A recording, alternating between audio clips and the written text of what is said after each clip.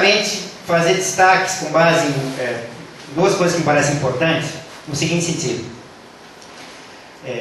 O quão profícua é a noção de padrão de reprodução do capital proposta pelo Jaime Osório nos seus textos para o estudo do que é o capitalismo dependente em distintas historicidades frente a formas diversificadas de manifestação da relação de subordinação dessas economias e sociedades à lógica da acumulação de capital mundial.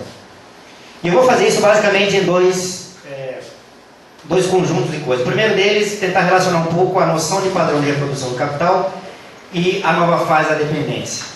A dependência, o que é a dependência das economias latino-americanas, mas não só, em distintos graus, no que é chamado, mas muitas vezes mal entendido, o capitalismo contemporâneo.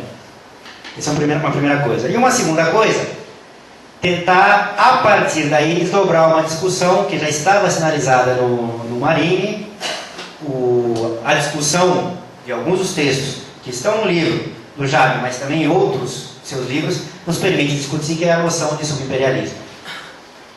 E vou terminar um pouco dando a direção do que considero ser o subimperialismo brasileiro, é que o Jaime é um cara muito simpático, polido, não ia falar de subimperialismo brasileiro aqui no Brasil, deixou pra gente, pode deixar que a gente faz.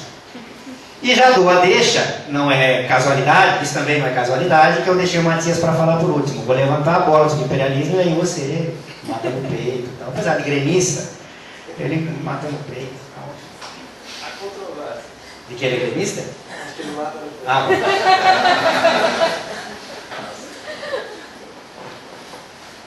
bom, então sobre a questão do padrão de reprodução do capital e a nova fase da dependência, eu gostaria de destacar aqui a importância fundamental do que é proposto como linha de pesquisa e de investigação pelo Jaime Osório e outros autores, a parte dele, que consegue fazer uma coisa extremamente complicada, extremamente difícil, que ele exemplificou aqui com várias inter-relações. Qual é essa complexidade? Dar um maior nível de concreticidade para categorias e temáticas que no âmbito do Capital, o livro de Marx, está no livro 2 do Capital, que trabalha um nível de abstração extremamente elevado. Um pouco menor que no livro 1, mas ainda extremamente elevado, só para dizer uma coisa, não é a única, ainda não estamos no plano dos preços.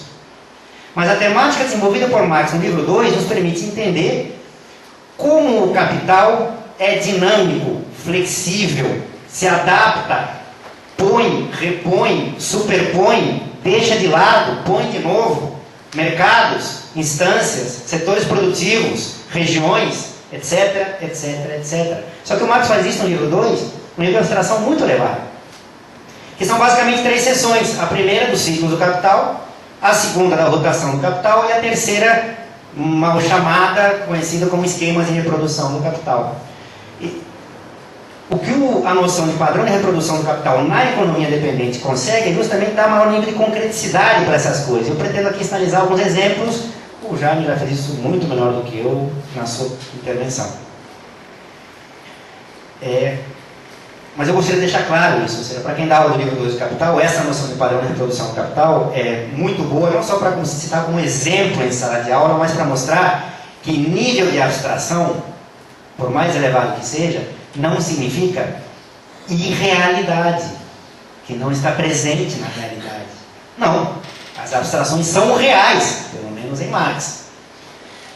Então ajuda muito a noção de padrão de reprodução do capital para entender esse tipo de coisa. E não à toa, quando vocês vão ver nos textos, então, não estou fazendo muita propaganda do livro, né? Mas enfim, no texto que está lá, vocês vão ver que o Jaime justamente está analisando as distintas fases da circulação do capital. Na primeira fase, a circulação na compra, depois de produção, depois trabalho, depois que entra no processo produtivo, enfim.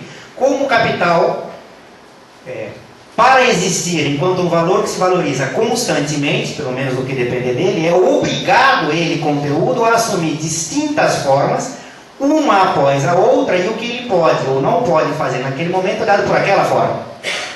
Se ele está sob a forma dinheiro, o dinheiro serve como valor de uso para comprar outras. Então o capital, na forma de dinheiro, irá comprar. Claro, não é comprar qualquer coisa, vai comprar alguma coisa que é dada para a finalidade do que virá após a compra, que é o processo produtivo. Ele vai comprar meios de produção, força de trabalho. Uma vez concluído o processo produtivo, uma nova forma, uma mercadoria final que precisará ser realizada para que o movimento de capital é isso, é movimento. Capital parado não é capital. Eu estou tentando aqui falar rapidamente uma coisa que é extremamente complexa.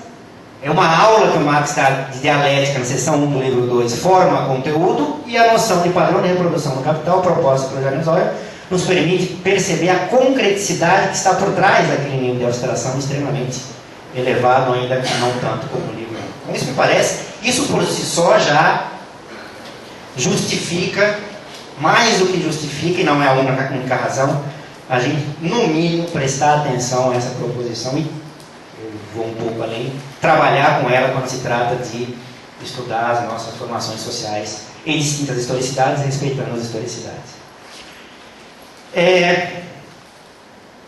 Como é que isso se relaciona com a dependência em distintas historicidades e até com a nova fase da dependência? Aqui eu vou citar 3 exemplos. Nesse ciclo do capital, para quem já estudou o livro 2, tem a compra, dinheiro compra meios de produção, depois trabalha, depois entra no processo produtivo, tem a mercadoria produzida, a realização e repete-se o ciclo. Primeira delas, o estudar isso, essas formas, nos permite entender, por exemplo, a dependência que essas economias, essas sociedades dependentes têm quando vão comprar meios de produção. E não se enganem, a compra de meios de produção não é a esmo, você não vai comprar o que você quiser para entrar no processo produtivo. Um capital não compra o que quiser. Claro, tem margem de manobra, mas ele é, inclusive por imposição da concorrência interna e externa, obrigado, em algum grau, a comprar determinado tipo de meio de produção com determinado tipo de produtividade na sua relação com a força de trabalho. Sim, e se esses meios de produção nós não temos, somos obrigados a comprar nos mercados externos. Portanto, a comprar e pagar numa moeda que não somos nós que emitimos. Portanto, a nossa política monetária não é soberana, autônoma, por mais que queiramos e digamos que estamos num regime de metas inflacionárias como o Banco Central. Não é a mesma coisa. Não é a mesma coisa uma economia americana que pode imprimir dólar e comprar algo que ela não faz. Comparado com a gente que temos reais, e reais, não se enganem, não é moeda conversível, real não é moeda conversível, não vão comprar porra nenhuma com real nos mercados internacionais, talvez na Argentina. Alexis não resistiu. Bem que a Marcela está lá atrás também, né? Desculpa, eu estava querendo atingir o Alexis. Nos permite também entender o fato que o capital numa economia dependente precisa acessar não apenas meios de produção, mas força de trabalho. O que nos permite entender, inclusive, qual é a especificidade do exército industrial de reserva nas sociedades e economias dependentes. Nos permite trabalhar a questão da imigração nas nossas regiões entre sociedades dependentes. Nos permite trabalhar a questão de gênero, a inclusão das mulheres, historicamente, e a reinclusão, lembrando o capitalismo do século XIX, de crianças trabalhando. Por mais que tenha programa de erradicação do trabalho. Então, não, pode ser trabalho informal. Segundo exemplo, da especificidade da economia dependente dentro do ciclo do capital, a realização do valor produzido. Vamos vender para quem? E a resposta que se dá ao vamos vender para quem recondiciona qual será a nossa estrutura produtiva, óbvio. Não pode ser qualquer estrutura produtiva. Como somos dependentes dos mercados externos, ele bem colocou aqui, o padrão voltou a ser exportador, não podemos ter qualquer estrutura produtiva.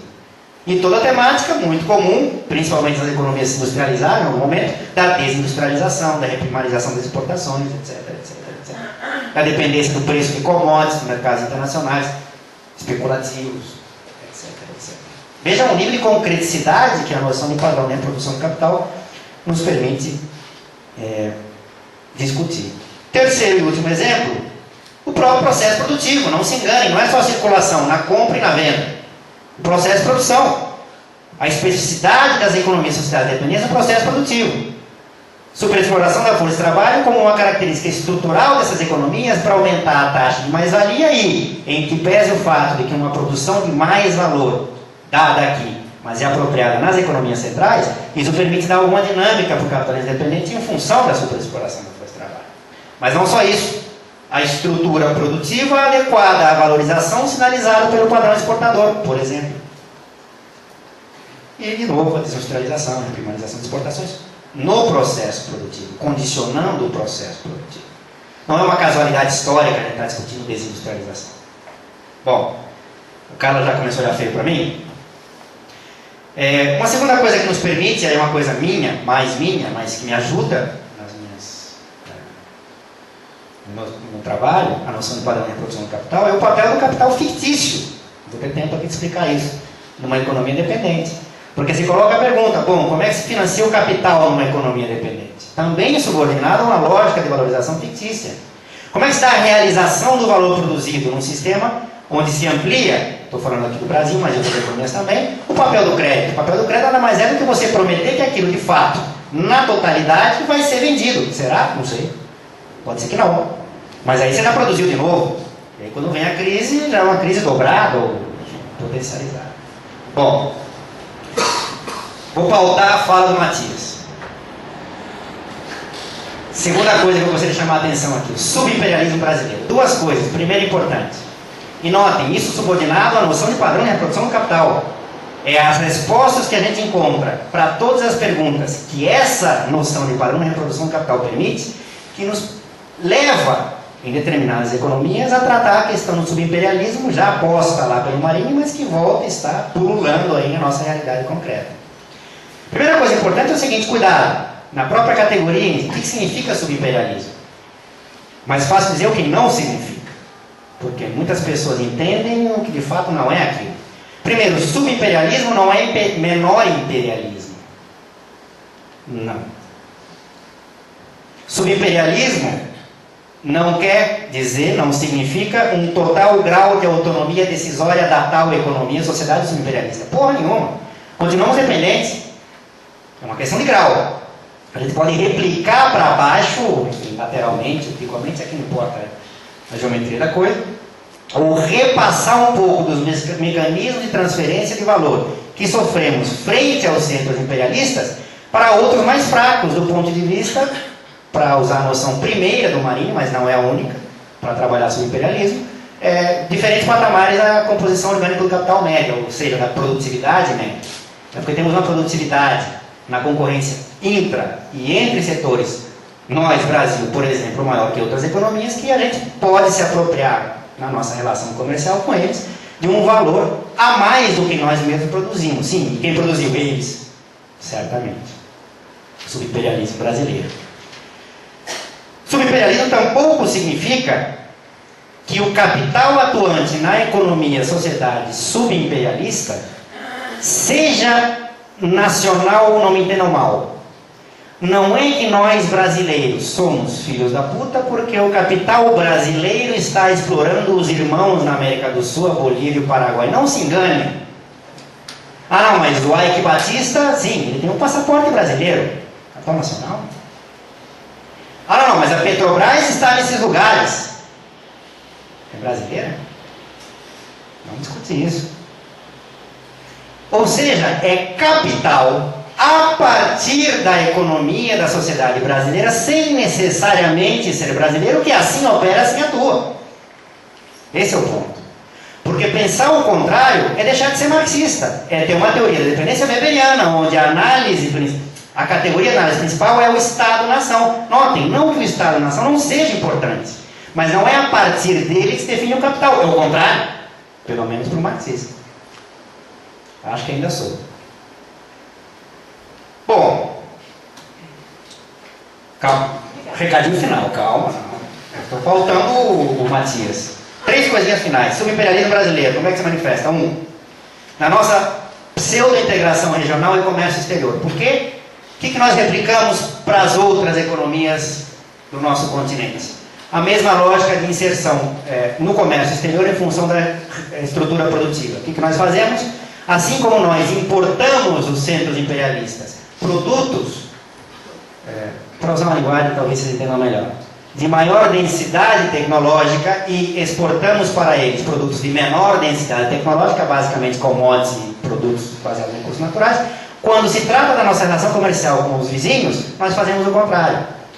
Não que sejam produtos de alta densidade tecnológica, isso nós não temos, mas de média densidade tecnológica, e eles exportam para a gente produtos primários. Nos comportamos de maneira subimperialista. 2. Exportação de capital para a América do Sul. É investimento direto estrangeiro a partir do Brasil nas outras economias, construtoras, E aqui não vou falar de IRSA, tudo isso, mas poderia. E por último, quem financia esses capitais na região? Vou terminar com uma sigla. BNDES. Se isso não for sobre imperialismo, ora bolas, o que será? Muito obrigado.